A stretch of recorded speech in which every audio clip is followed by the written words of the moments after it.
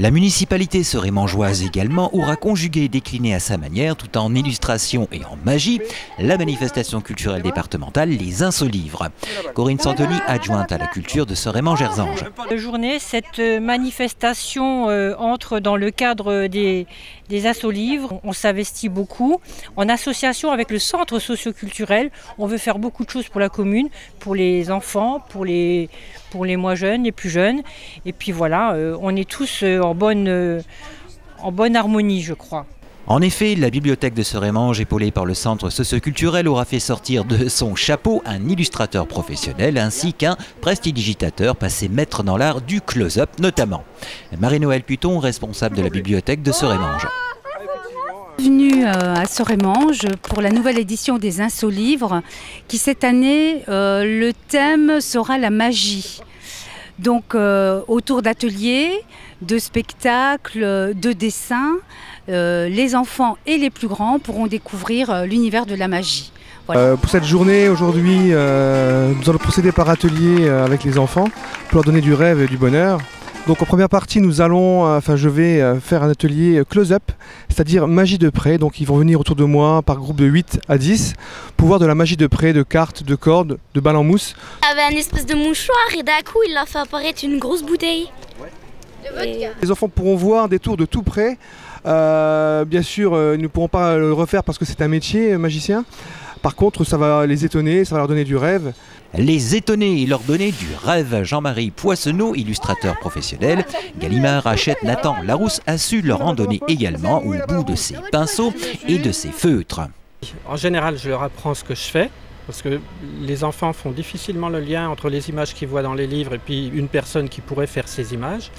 Et par contre, quand je leur montre mes dessins, ils font tout de suite le rapprochement effectivement entre les originaux qui sont souvent plus grands que les dessins qu'on trouve dans les livres, qui sont réduits, et puis le travail que je peux faire en intervention où je leur montre qu'on peut aussi dessiner d'une autre manière, c'est-à-dire un petit peu moins posé, sans avoir forcément une table sous la main. Quelquefois un simple paperboard suffit pour montrer comment on peut esquisser quelque chose.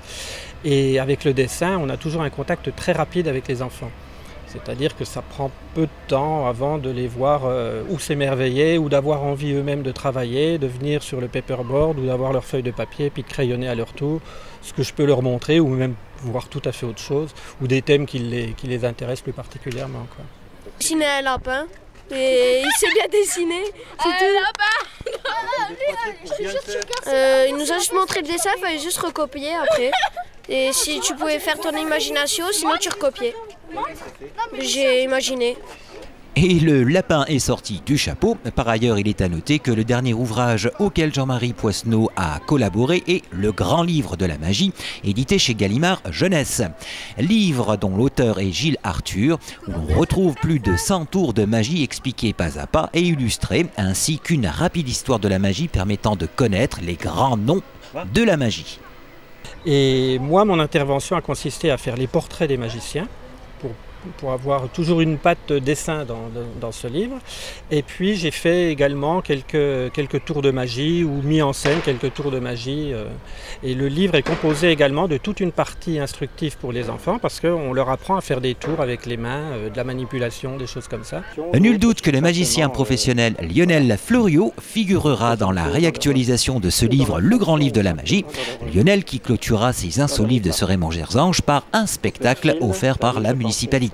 La magie de scène après à 16 h. Donc là les enfants seront assis en face de moi, une scène.